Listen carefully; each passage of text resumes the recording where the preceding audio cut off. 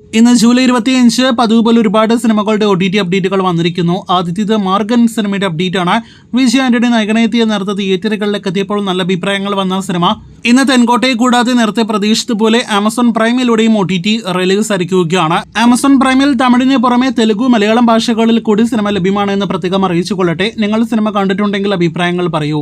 രണ്ടാമത്തേത് show time എന്നൊരു തെലുഗു സിനിമയുടെ അപ്ഡേറ്റ് ആണ്. ചിത്രം ഇന്ന് സേഫിലൂടെ OTT റിലീസ് ആയിരിക്കുകയാണ്. മൂന്നാമത്തേത് ഒരു ബോളിവുഡ് സീരീസിന്റെ അപ്ഡേറ്റ് ആണ്. റംഗീൻ എന്നാണ് സീരീസിന്റെ പേര്. ഈ ഹിന്ദി സീരീസ് പാൻ ഇന്ത്യൻ ഭാഷകളിൽ ആമസോൺ പ്രൈമിൽ ലഭ്യമാണ്. ഇന്നാണ് ഈ സീരീസ് OTT റിലീസ് ആയിരിക്കുന്നത്. ആമസോൺ പ്രൈമിലൂടെ മലയാളം ഉൾപ്പെടെയുള്ള ഭാഷകളിൽ ലഭ്യമായ സീരീസ് നിങ്ങൾ കണ്ടിട്ടുണ്ടെങ്കിൽ അഭിപ്രായങ്ങൾ പറയൂ. എക്സ് ആൻഡ് വൈ എന്നൊരു കന്നഡ സിനിമ കൂടി OTT റിലീസ് ആയിരിക്കുന്നു. സൺ നെസ്റ്റ് ആണ് സിനിമയുടെ OTT പ്ലാറ്റ്ഫോം.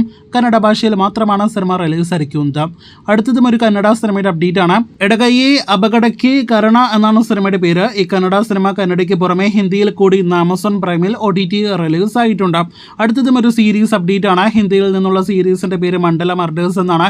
നേരത്തെ പ്രേക്ഷകരെ അറിയിച്ച ഈ സീരീസ് എന്ന ഹിന്ദിക്ക് പുറമെ തമിഴ്, തെലുഗു, ഇംഗ്ലീഷ് ഭാഷകളിൽ ലഭ്യമാണ്. നെറ്റ്ഫ്ലിക്സ് ആണ് OTT പ്ലാറ്റ്ഫോം. അടുത്തതും ഒരു നെറ്റ്ഫ്ലിക്സിന്റെ സീരീസ് അപ്ഡേറ്റ് ആണ്. കൊറിയൻ സീരീസ് ട്രിഗർ ആണ് ഇന്ന് OTT റിലീസ് ആയ പുതിയ നെറ്റ്ഫ്ലിക്സ് സീരീസ്. എട്ടാമത്തേത് 1.5 വർഷം മുന്നേലാം തന്നെ തിയേറ്ററുകളിലേക്ക് എത്തിയ മലയാളം സിനിമ മനസ വാച എന്ന സിനിമയുടെ അപ്ഡേറ്റ് ആണ്. ദിലീഷ് പോത്തൻ നായകനെ എത്തിയ ഈ സിനിമ ഇപ്പോഴത്തെ OTTയിൽ റിലീസ് ചെയ്യാനായിട്ടിരിക്കുന്നു. മനോരമ മാക്സ് OTT പ്ലാറ്റ്ഫോമിൽ കമ്മിങ് സൂൺ OTT പോസ്റ്റർ വന്നിരിക്കുന്നു. അവസാനത്തേത് ഇന്ന് ഇന്ത്യയിൽ നിന്നും OTT റിലീസ് ആയ പ്രധാനപ്പെട്ട ഹിന്ദി ഡയറക്റ്റ് OTT സിനിമ സർസാമീൻ അപ്ഡേറ്റ് ആണ്. പാൻ ഇന്ത്യൻ ഭാഷകളിൽ 5 ഭാഷകളിൽ പൃഥ്വിരാജ്, കാജോൾ, ഇബ്രാഹിം അലിഖാൻ തുടങ്ങിയവർ അഭിനയിച്ച സിനിമ OTT റിലീസ് ആയിരിക്കുകയാണ്. ജിയോ ഹോട്ട്സ്റ്റാറിൽ ലഭ്യമായ സിനിമയുടെ ആദ്യ പ്രതികരണങ്ങൾ അത്ര മികച്ചതൊന്നും തന്നെയല്ല.